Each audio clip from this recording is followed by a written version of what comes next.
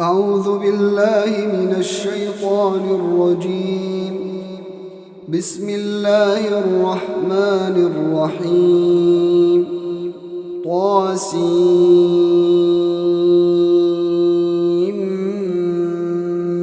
ميم. تلك آيات الكتاب المبين. نتلو عليك من نبأ موسى وفرعون بالحق لقوم يؤمنون. إن فرعون علا في الأرض وجعل أهلها شيعا يستضعف طائفة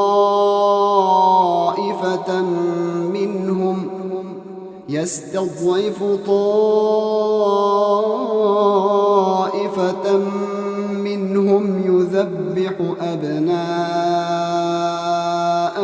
ويستحيي نساءهم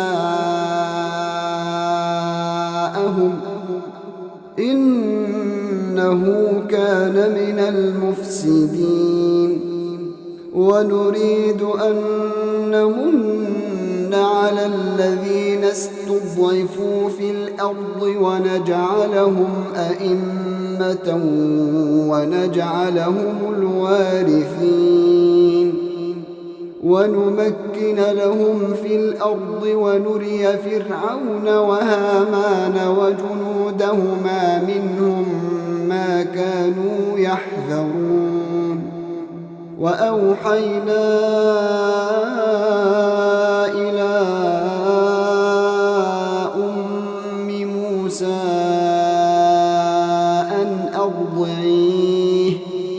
فإذا خفت عليه فألقيه في اليم ولا تخافي ولا تحزني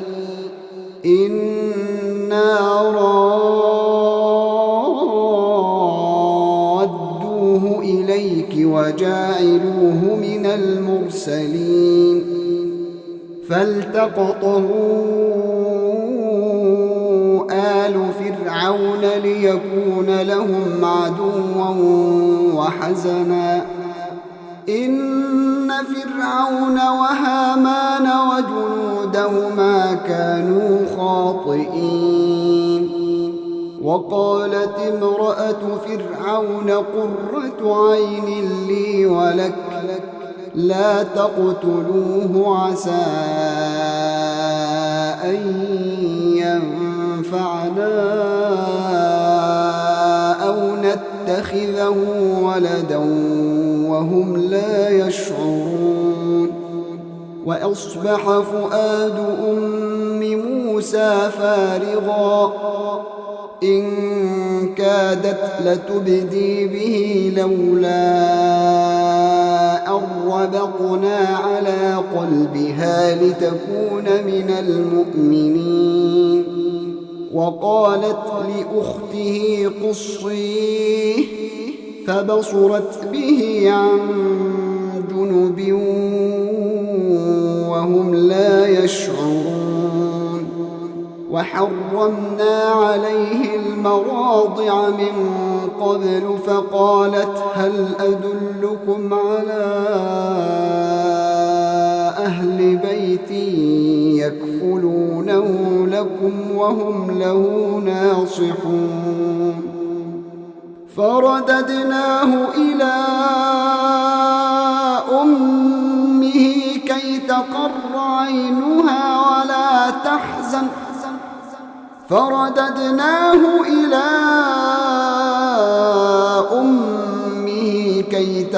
عينها ولا تحزن ولتعلم أن وعد الله حق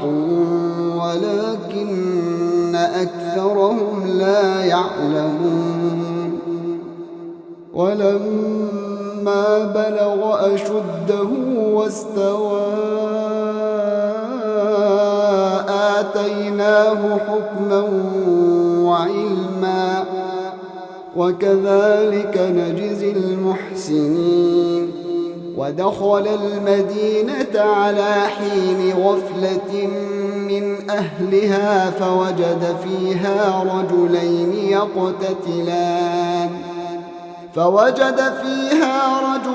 يقتتلان هذا من شيعته وهذا من عدوه فاستغاثه الذي من شيعته على الذي من عدوه فوكزه موسى فقضى عليه قال هذا من عمل الشيطان إنه عدو مضل مبين قال رب إني ظلمت نفسي فاغفر لي فغفر له إنه هو الغفور الرحيم قال رب بما أنعمت علي فلن أكون ظهيرا للمجرمين فأصبح في المدينة خائفا يترقب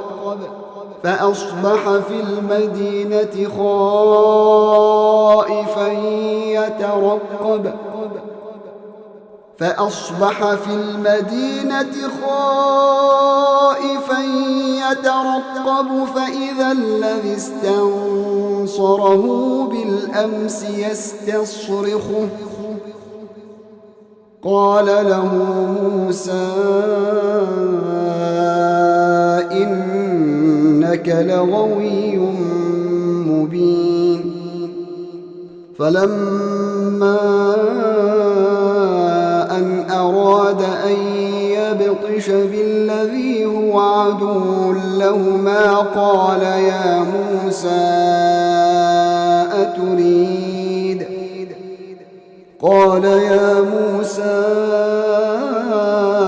أتريد أن تقتلني كما قتلت نفسا بالأمس إن تريد إلا أن تكون جبارا في الأرض وما تريد أن تكون من المصلحين وجاء رجل من أقصى المدينة يسعى قال يا موسى إن الملأ يأتمرون بك ليقتلوك فاخرج إني لك من الناصحين فخرج منها خائفا يترقب قال رب نجني من القوم الظالمين ولما توجه تلقاء مدين قال عسى ربي أن يهديني سواء السبيل ولما ورد ماء مدين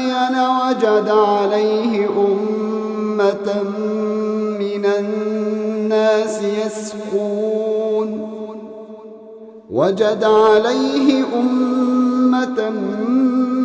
من الناس يسقون ووجد من دونهم امرأتين تذودان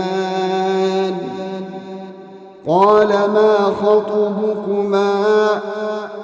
قالتا لا نسقي حتى يصدر الرعاء وأبونا شيخ كبير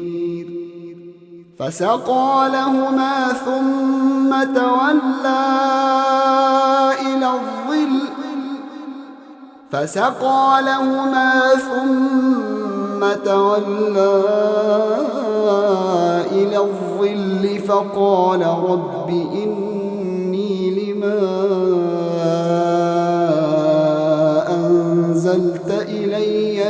خير فقير. فجاءته إحداهما تمشي على استحياء قالت إن أبي يدعوك ليجزيك أجر ما سقيت لنا. قالت إن أبي يدعوك ليجزيك أجر ما سقيت لنا. فلما جاءه وقص عليه القصص قال لا تخف. فلما جاءه وقص عليه القصص قال لا تخف نجوت من القوم الظالمين. قالت إحداهما يا أبت استأجره إن خير من استأجرت القوي الأمين. قال إني أريد أن أنكحك إحدى ابنتي هاتين على أن تأجرني 8 حجج فإن أتممت 10 فمن عندك وما أريد أن أشق عليك ستجدني إن شاء الله من الصالحين. قال ذلك بيني وبينك أيما الأجلين قضيت فلا عدوان علي والله على ما نقول وكيل. فلما قضى موسى الأجل وسار بأهله آنس من جانب الطور نارا قال لأهلهم كثوا إني آنست نارا لعلي آتيكم منها بخبر أو جذوة من النار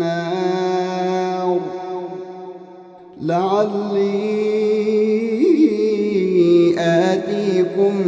منها بخبر أو جذوة من النار لعلكم تصطلون. فلما أتاها نودي من شاطئ الوادي الأيمن في البقعة المباركة من الشجرة نودي من شاطئ الوادي الأيمن في البقعة المباركة من الشجرة أن يا موسى إني أنا الله رب العالمين وأن ألق عصاك. فلما رآها تهتز كأنها جان ولا مدبرا ولم يعقب. يا موسى أقبل ولا تخف إنك من الآمنين. أسلك يدك في جيبك تخرج بيضاء من غير سوء واضمم إليك جناحك من الرهب فذلك برهانان من ربك إلى فرعون وملئه إنهم كانوا قوما فاسقين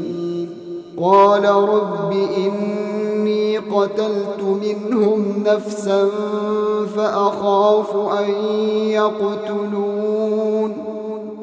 وأخي هارون هو أفصح مني لسانا فأرسله معي يرد أن يصدقني إني أخاف أن يكذبون قال سنشد عضدك بأخيك ونجعل لكما سلطانا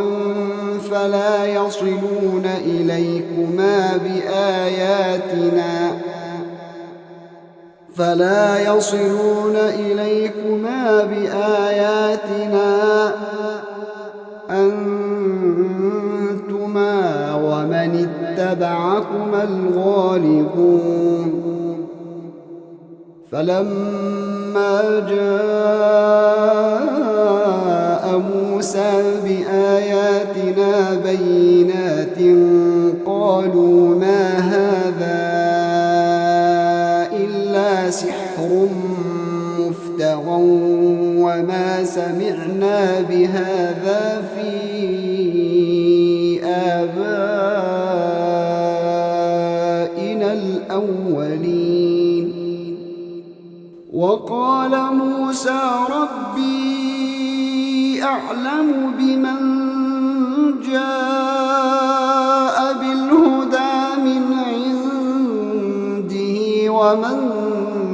تكون له عاقبة الدار إنه لا يفلح الظالمون وقال فرعون يا أيها الملأ ما علمت لكم من إله غيري فأوقد لي يا هامان على الطين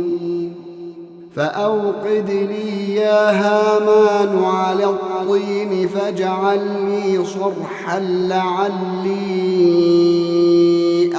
أطلع إلى إله موسى وإني لأظنه من الكاذبين واستكبر هو وجنوده في الأرض بغير الحق وظنوا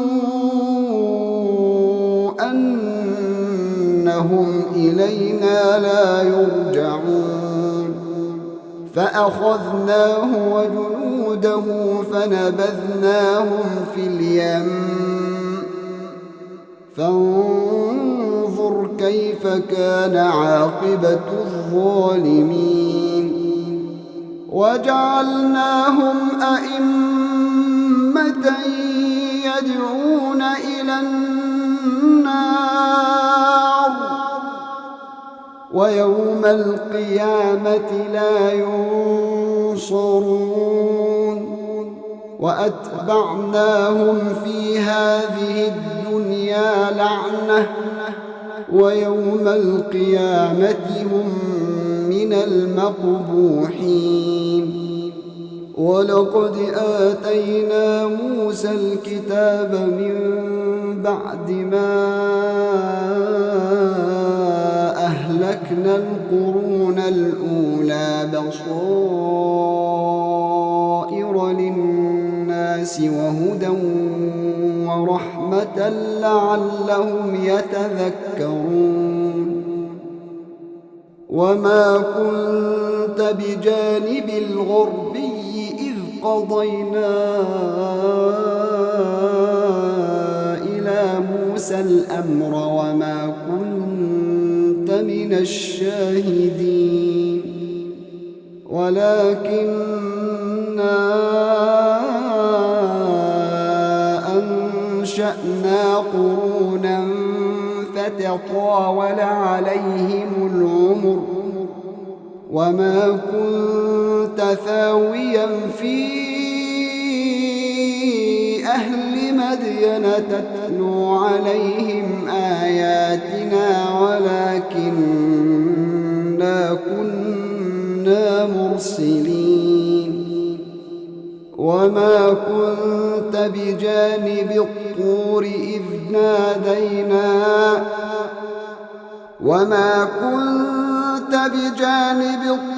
إذ نادينا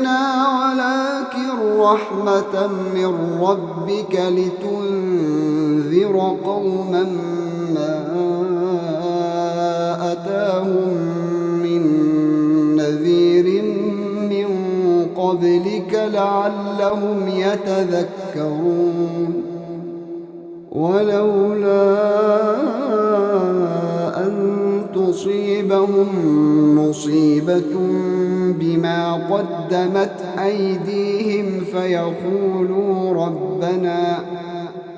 فيقولوا ربنا لولا أرسلت إلينا رسولا فنتبع آياتك ونكون من المؤمنين فلما جاءهم الحق من عندنا قالوا لولا أوتي مثل ما أوتي موسى أولم يكفروا بما أوتي موسى من قبل قالوا سحران تظاهرا وقالوا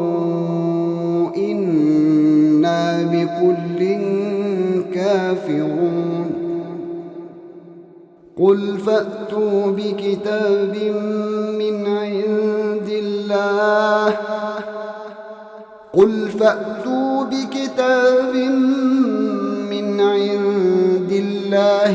هو أهدى منهما أتبعه إن كنتم صادقين فإن لم يستجيبوا لك فاعلم أنما يتبعون أهواءهم ومن أضل ممن اتبع هواه بغير هدى من الله إن الله لا يهدي القوم الظالمين ولقد وصلنا لهم القول لعلهم يتذكرون الذين آتيناهم الكتاب من قبله هم به يؤمنون وإذا يتلى عليهم قالوا آمنا به إنه الحق من ربنا إنا كنا من قبله مسلمين أولئك يؤتون أجرهم مرتين بما صبروا ويدرؤون بالحسنة السيئة ومما رزقناهم ينفقون وإذا سمعوا اللغو أعرضوا عنه وقالوا لنا أعمالنا ولكم أعمالكم سلام عليكم لا نبتغي الجاهلين إنك لا تهدي من أحببت ولكن الله يهدي من يشاء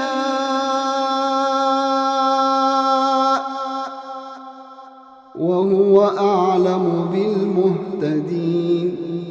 وقالوا إن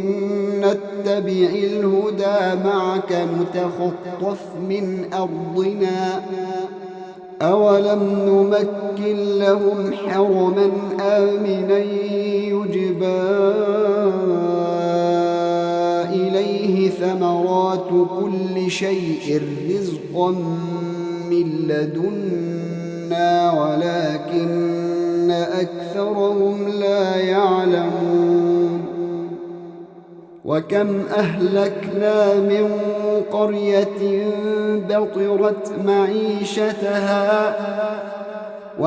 أهلكنا من قرية بطرت معيشتها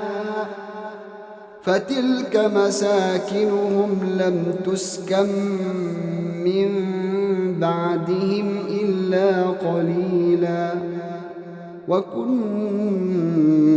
نحن الوارثين وما كان ربك مهلك القرى حتى يبعث في أمها رسولا يتلو عليهم آياتنا وما كنا مهلك القرى إلا وأهلها ظالمون وما أوتيتم من شيء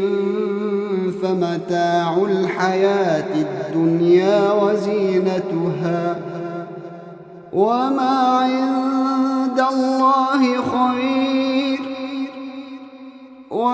عند الله خير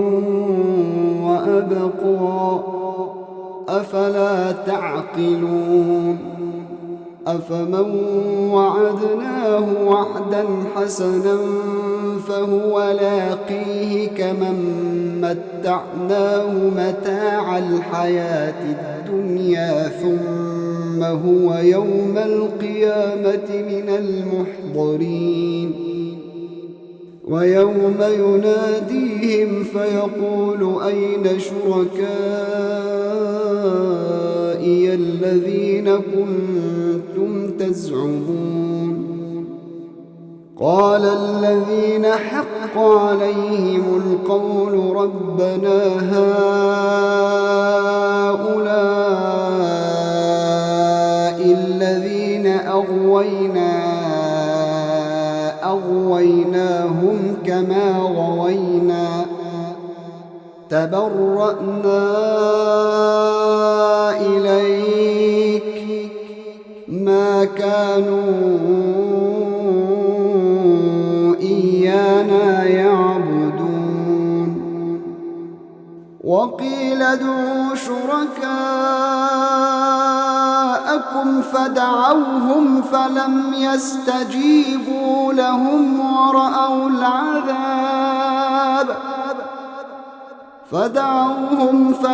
يستجيبوا لهم ورأوا العذاب لو أنهم كانوا يهتدون ويوم يناديهم فيقول ماذا أجبتم المرسلين فعميت عليهم الأنباء يومئذ فهم لا يتساءلون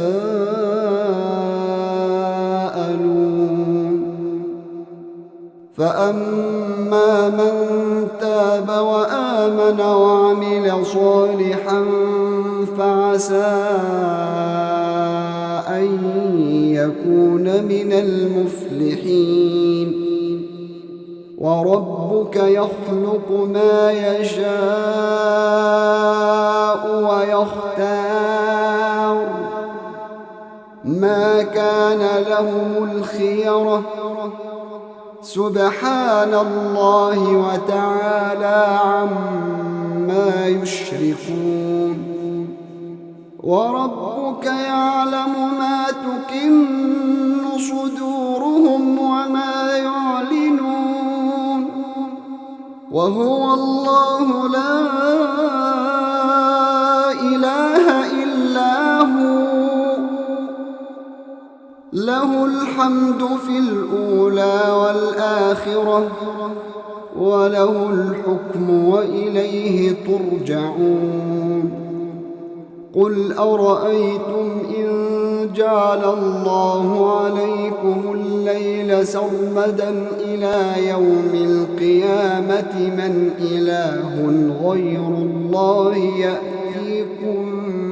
بضياء أفلا تسمعون قل أرأيتم إن جعل الله عليكم النهار سرمدا إلى يوم القيامة من إله غير الله يأتيكم بليل تسكنون فيه أفلا تبصرون ومن رحمته جعل لكم الليل والنهار ومن رحمته أعوذ بالله من الشيطان الرجيم بسم الله الرحمن الرحيم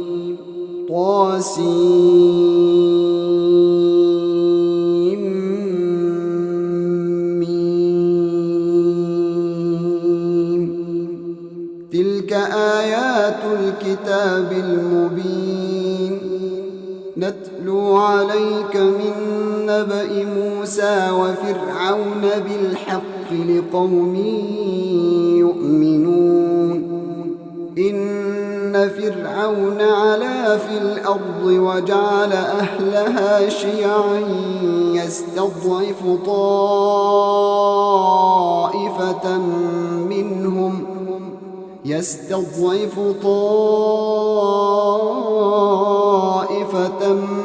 منهم يذبح أبناءهم ويستحيي نساءهم إنه كان من المفسدين ونريد أن نمن على الذين استضعفوا في الأرض ونجعلهم أئمة ونجعلهم الوارثين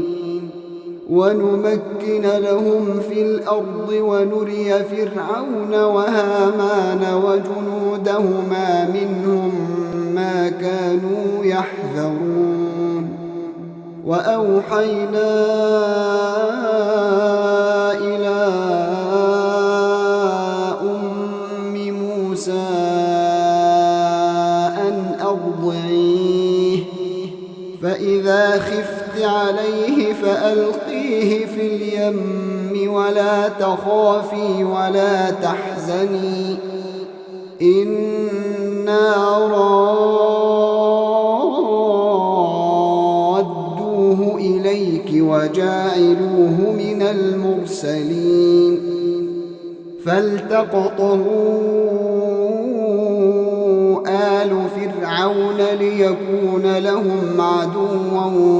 وحزنا إن فرعون وهامان وجنودهما كانوا خاطئين وقالت امرأة فرعون قرة عين لي ولك لا تقتلوه عسى أن ينفعنا أو نتخذه ولدا وهم لا يشعرون وأصبح فؤاد أم موسى فارغا إن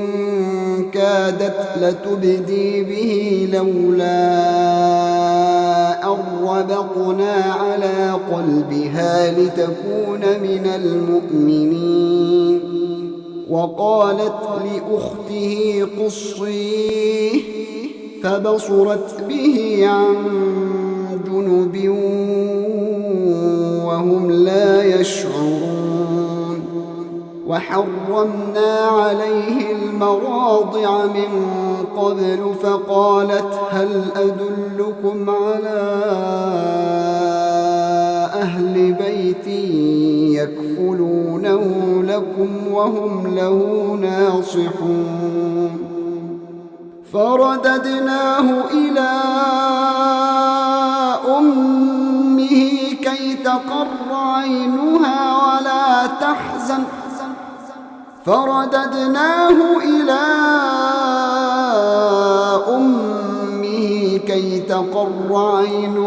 ولا تحزن ولتعلم أن وعد الله حق ولكن أكثرهم لا يعلمون. ولما بلغ أشده واستوى آتيناه حكما وعلما وكذلك نجزي المحسنين. ودخل المدينة على حين غفلة من أهلها فوجد فيها رجلين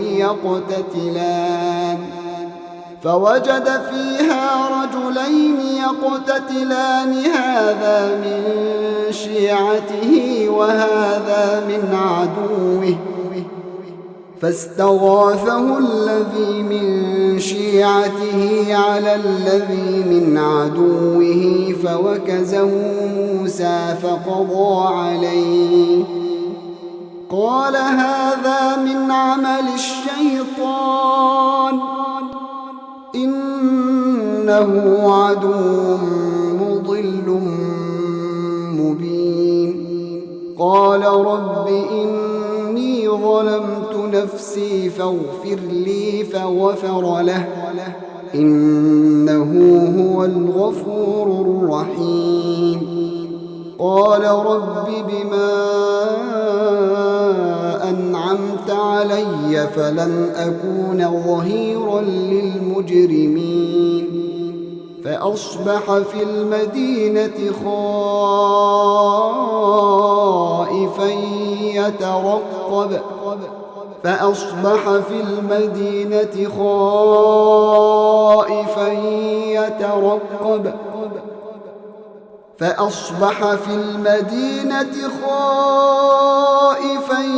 يترقب فإذا الذي استنصره بالأمس يستصرخه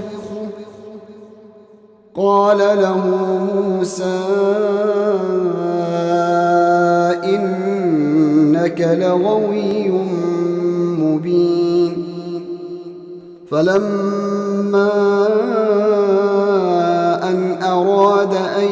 يبطش بالذي هو عدو لهما قال يا موسى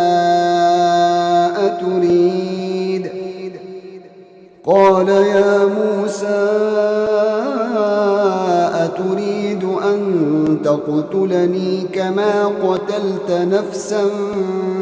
بالأمس إن تريد